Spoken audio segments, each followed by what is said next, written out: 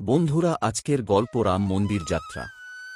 চ্যানেলে নতুন হলে জয় শ্রী রাম বলে সাবস্ক্রাইব করো। কলকাতার কেন্দ্রস্থলে, যেখানে হাওড়া স্টেশন দুঃসাহসিক কাজের কেন্দ্র হিসাবে দাঁড়িয়েছিল, সেখানে কাছাকাছি এক জায়গায় অর্জুন নামে এক যুবক বাস করত। তার চোখ আনন্দে জ্বলজ্বল করছে, কারণ সে তার পরিবারের সাথে একটি যাত্রা শুরু করার জন্য প্রস্তুতি নিচ্ছিল, যা তার শৈশবের স্মৃতিতে একটা জায়গা করে রাখবে। উপলক্ষটি ছিল অসাধারণ। 22শে জানুয়ারি 2024-এ অযোধ্যায় রাম মন্দিরের দুর্দান্ত উদ্বোধন।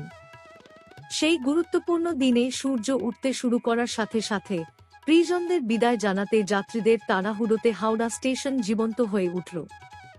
অর্জুন 8 বছর বয়সী একজন কৌতূহল ভরা হৃদয়ের সাথে তার ব্যাকপ্যাকটি শক্তভাবে আঁকড়ে ধরে, স্ন্যাক্স, একটি জলের বোতল এবং একটি ছোট খেলনা দিয়ে ভরা, যে দুঃসাহসিক কাজটির জন্য প্রতীক্ষিত ছিল।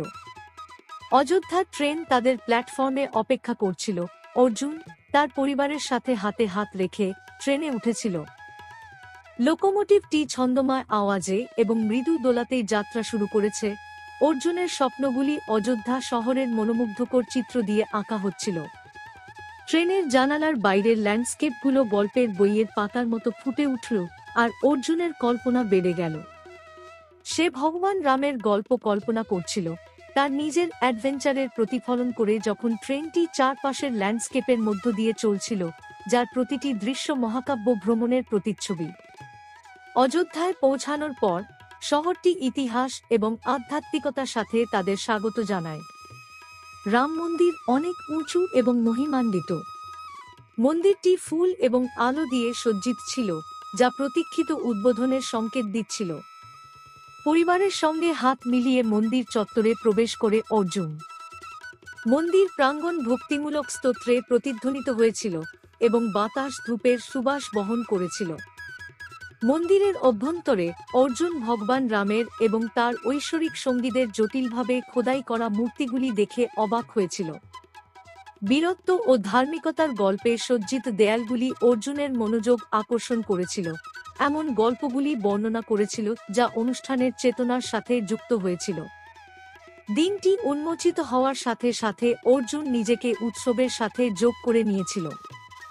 সে শিশুদের একটি দলে যোগ দেয়, একটি ঐতিহ্যবাহী নাচের অংশ হয়ে ওঠে যা হাসি ও আনন্দে প্রতিধ্বনিত হয়। পরবর্তী কর্মসূচি ছিল অযোধ্যার রাস্তায় একটি প্রাণবন্ত শোভাযাত্রা, যেখানে অর্জুন বিস্ময়ের সাথে তার পরিবার এবং অন্যান্য ভক্তদের সাথে হাঁটছিল। সূর্য দিগন্তের নিচে ডুবে যাওয়ার সাথে সাথে অযোধ্যার উপর একটি উষ্ণ আভায় ছেয়ে গেল। অর্জুন এবং তার পরিবার ঐতিহাসিক উদ্বোধনের সাক্ষী হওয়ার জন্য মন্দিরের ময়দানের কাছে একটি জায়গা খুঁজে পেয়েছিল। ফুল ও আলোয় সজ্জিত মঞ্চটি গুরুত্বপূর্ণ অনুষ্ঠানটি পরিচালনা করার জন্য বিশিষ্ট ব্যক্তিদের আগমনে ভরে উঠল। ঘড়ির কাঁটা নির্ধারিত সময় বাজল এবং উদ্বোধনী অনুষ্ঠান শুরু হল। প্রদীপ জ্বালানো হয়েছিল এবং মন্দির প্রার্থনার সুরেলা মন্ত্র উচ্চারণে উদ্ভাসিত হয়েছিল।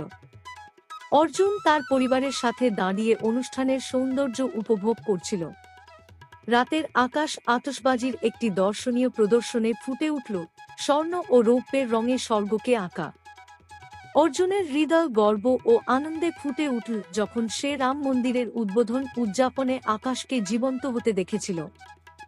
উৎসব শেষ হওয়ার সাথে সাথে অর্জুন এবং তার পরিবার ট্রেন স্টেশনে ফিরে আসে, তাদের হৃদয় অবিস্মরণীয় দিনের জন্য কৃতজ্ঞতায় ভরে ওঠে। হাওড়া স্টেশন থেকে অযোধ্যা পর্যন্ত যাত্রা তাদের কেবল ভারতীয় সংস্কৃতির সমৃদ্ধের সাথেই সংযুক্ত করেনি, বরং তাদের একটি ঐতিহাসিক ঘটনার বুনে বুনেছিল যা চিরকাল তাদের স্মৃতিতে রয়ে যাবে। ট্রেনটি কলকাতায় ফিরে আসার সাথে সাথে অর্জুন তার পরিবারের সদস্যদের মধ্যে থেকে একটি শান্তির ঘুমে ভেসে যায়। ট্রেনের চাকার ছন্দময় শব্দ তাকে একটি স্বপ্নের দৃশ্যে নিয়ে যায়, যেখানে রাম মন্দিরের উদ্বোধনের আনন্দের প্রতিধ্বনি তার কল্পনার মাধ্যমে এসেছিল, নিশ্চিত করে যে ঐতিহাসিক দিনটি তার হৃদয়ে বছরের পর বছর মনে থাকবে। তাই অর্জুনের অবিশ্বাস্য রাম মন্দির যাত্রার গল্পটি একটি স্মৃতির গল্পে পরিণত হয়েছে, প্রজন্মের মধ্য দিয়ে চলে গেছে, সাংস্কৃতিক উদযাপনের সৌন্দর্যের প্রমাণ এবং অ্যাডভেঞ্চারের ট্র্যাকে তৈরি বন্ধন।